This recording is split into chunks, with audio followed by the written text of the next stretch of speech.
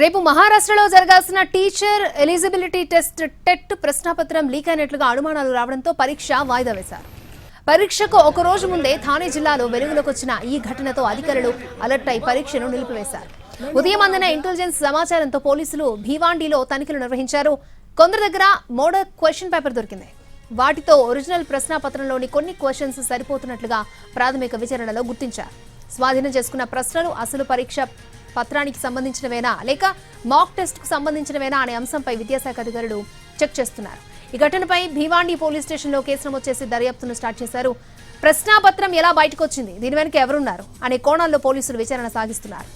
ఇప్పటికే నమోదు చేసుకున్న అభ్యర్థులు మళ్లీ దరఖాస్తు చేసుకోవాల్సిన అవసరం లేదని, ఎలాంటి అదనపు ఫీజు కూడా చెల్లించాల్సిన పని లేదని అధికారులు తెలిపారు. కొత్త పరీక్ష తేదీని త్వరలోనే ప్రకటిస్తామని, ఇంత పెద్ద స్థాయి పరీక్షను మళ్లీ నిర్వహించేందుకు సుమారు 3 వారాల సమయం పడుతుందని చెప్పారు.